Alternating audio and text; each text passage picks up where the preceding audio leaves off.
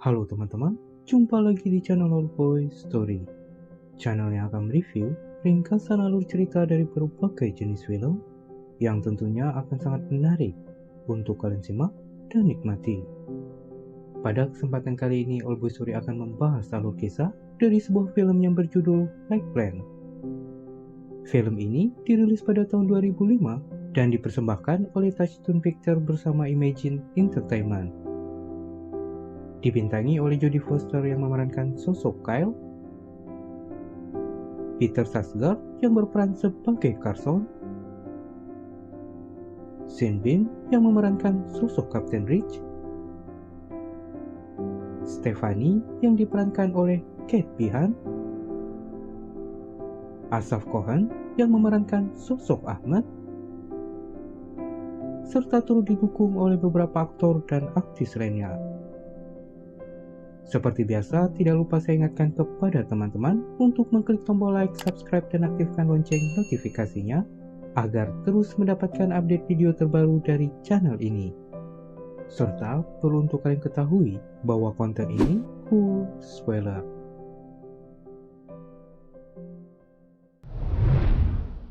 Film Flight Plan sendiri mengisahkan tentang sosok Kyle, seorang wanita yang berprofesi sebagai engineering mesin pesawat terbang yang baru saja ditinggal mati oleh suaminya.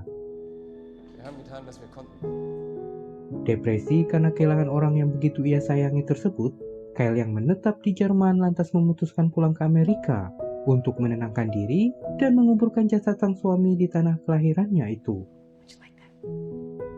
Dalam penerbangannya menuju Amerika, Kyle bersama anaknya Julia yang baru berumur 6 tahun tampak menumpangi sebuah pesawat baru yang dalam pembuatan mesin maupun perancangan sistem elektroniknya turut melibatkan wanita tersebut.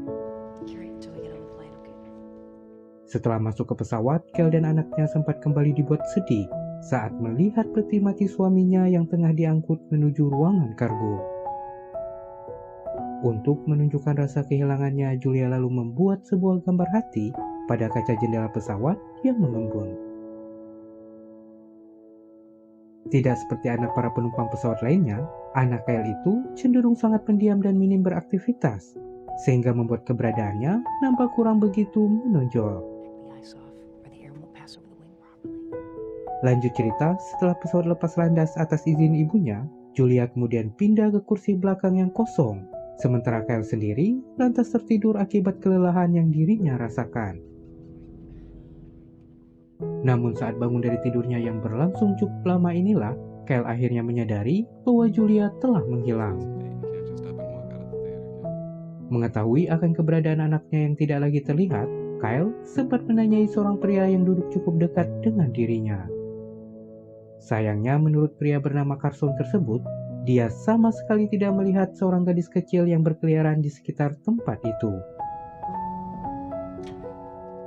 Sebagai orang tua, Kyle tentu saja panik. Untuk bisa menemukan keberadaan anaknya, ia pun kemudian melakukan pencarian pada seluruh area kabin penumpang pesawat.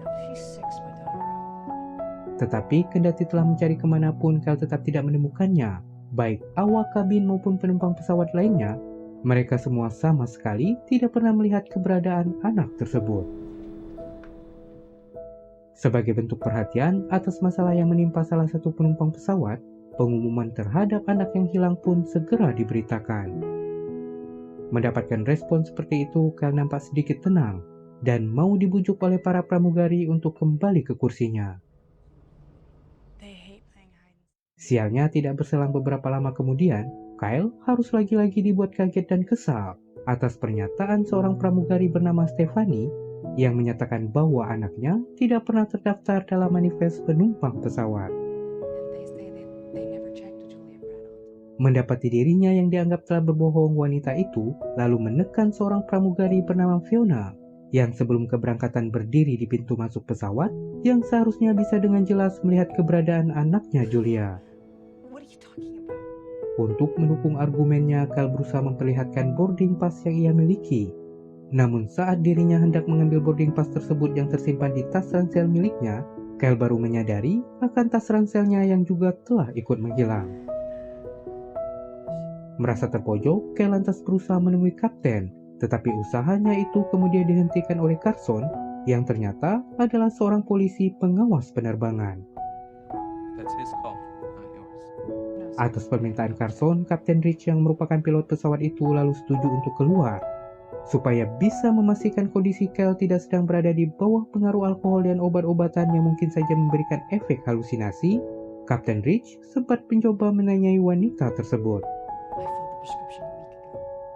Setelah melihat secara langsung paspor milik Julia dan turut merasa prihatin atas kematian suaminya, Kapten Rich kemudian menyetujui permintaan Kyle untuk melakukan penggeledahan di hampir semua bagian pesawat. Tidak hanya pada ruangan panel elektronik, sang kapten juga memerintahkan pramugarinya Stephanie untuk melakukan pencarian pada ruangan avionik yang terletak di bagian hidung pesawat. Sementara itu Kyle yang sedang melakukan pencarian di kabin penumpang tampak mencurigai seorang pria asal Timur Tengah bernama Ahmed. Carson yang tidak ingin adanya keributan tentu segera mengambil langkah pencegahan dengan menenangkan Kyle dan membawanya pergi. Sayangnya, dua awak kabin yang terlihat tidak serius dalam melakukan pencarian membuat emosi Kyle yang tengah tidak stabil harus kembali dibuat memuncak. Di bawah perasaan yang begitu kesal, wanita itu pun kemudian melampiaskan rasa kemarahannya dengan memaksa Kapten Rich agar dilakukan pemeriksaan pada ruangan kargo. Namun permintaan Kyle tersebut harus ditolak dengan tegas oleh Kapten Rich. Selain mengkhawatirkan terjadinya perubahan tekanan udara pada kabin penumpang, pria itu juga takut awaknya mengalami cedera jika sampai terjadi turbulensi parah ketika mereka sedang melakukan pencarian di ruangan kargo. Tidak terima atas penolakan Kapten Rich, Kyle lantas kembali mendatangi Ahmed dan meluapkan seluruh emosinya. Melihat tindakan Kyle yang menuding bahwa Ahmed adalah seorang teroris yang telah menculik anaknya, Carson dan para penumpang yang lain sempat dibuat terpengaruh dan tampak mencurigai pria itu. Tetapi ulah Kyle yang malah menyerang Ahmed tanpa alasan yang jelas membuat Carson mau tidak mau harus mengambil tindakan tegas dengan menyeret wanita itu pergi secara paksa. Singkat cerita, menyadari bahwa pencarian telah dihentikan, di mana seluruh penumpang pesawat sudah diperbolehkan untuk meninggalkan kursinya, menyebabkan Kyle yang merasa tidak puas kembali menemui Kapten Rich. Tidak tahan terhadap sikap Kyle yang terus mendesaknya, lewat informasi dari Stephanie, Kapten Rich akhirnya berbalik menekan dan mencoba menyadarkan wanita itu akan kenyataan anaknya Julia yang telah meninggal. Kyle yang jelas saja tidak mau mempercayai kenyataan itu berusaha melarikan diri dari pengawasan Carson. Untunglah usaha wanita tersebut mampu dihentikan oleh Ahmed yang berhasil menghadangnya. Karena sempat terbentur cukup keras, Kyle yang pingsan baru sadarkan diri setelah beberapa waktu kemudian. Dengan tangan yang diborgol, wanita itu terlihat ditemani oleh salah satu penumpang yang ternyata berprofesi sebagai seorang psikiater. Lewat pengalamannya yang telah banyak berkomunikasi dengan orang-orang yang mengalami stres dan gangguan kejiwaan, sang psikiater mampu membuat Kyle menjadi tenang dan mau menerima kenyataan.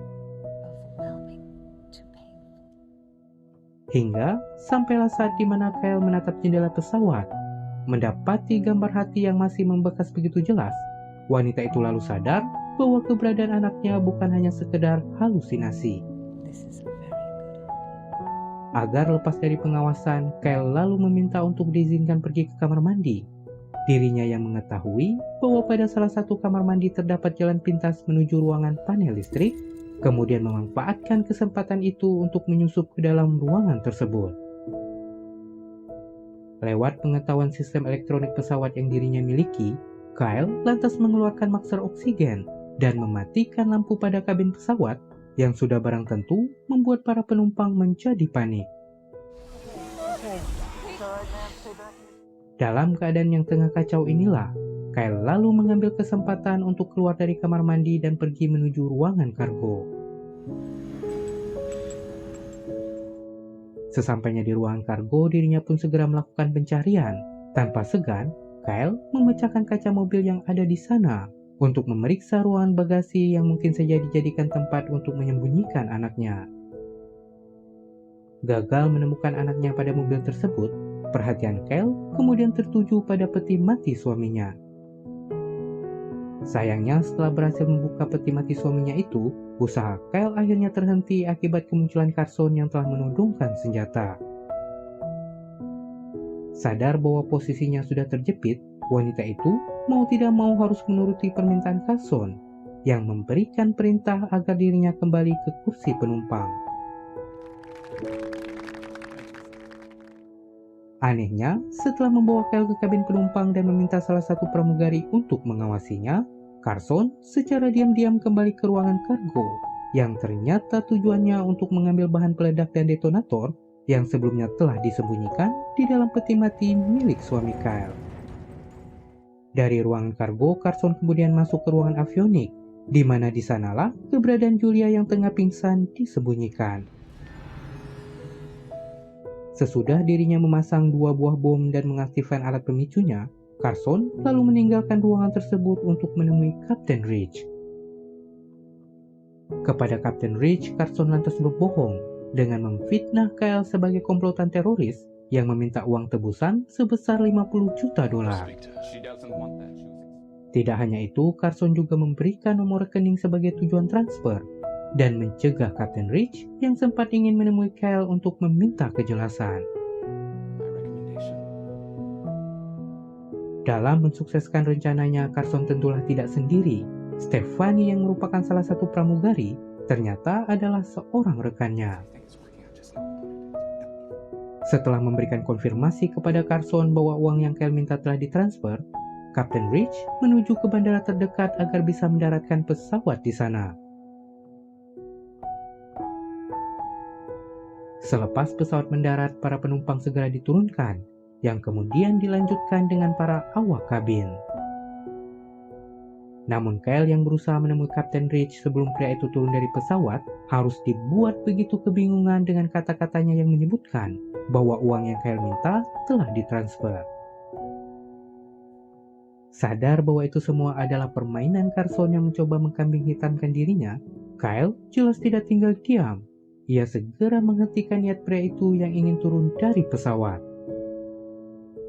Keberadaan Kapten Ridge dan para awak kabin yang masih berada di pintu masuk pesawat membuat Carson tidak bisa menghindar. Dirinya mau tidak mau harus menuruti permintaan Kyle yang meminta pistolnya untuk diserahkan kepada Kapten Ridge. Setelah Kapten turun dan sedang menutup pintu pesawat, Kyle kemudian memanfaatkan kesempatan itu untuk menyerang Carson dan berhasil melumpuhkan pria tersebut. Sayangnya, Carson yang ternyata memiliki pistol cadangan membuat Kyle harus menyelamatkan diri dengan bersembunyi di kabin pilot yang memang dirancang untuk mampu menahan terjangan peluru.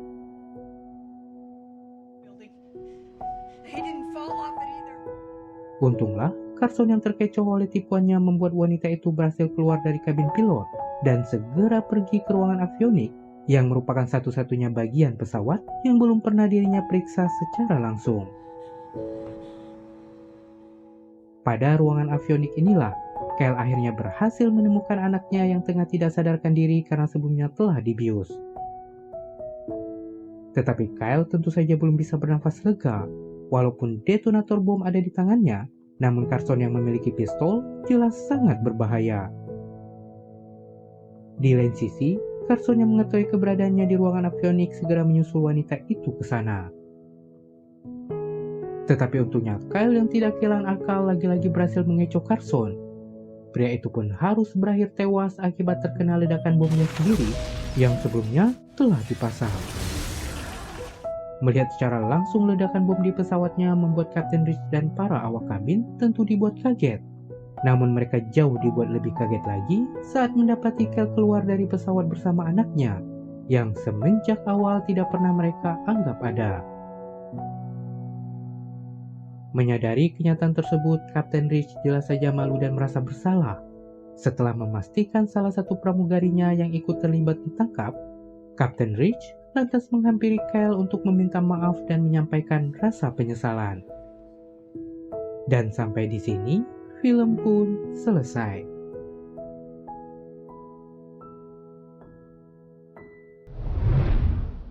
Oke teman-teman, itulah tadi alur cerita dari sebuah film yang berjudul Flag Plan. yang dirilis pada tahun 2005. Terima kasih karena telah menyimak hingga selesai. Sampai bertemu kembali di video All Boy Story selanjutnya. Bye-bye.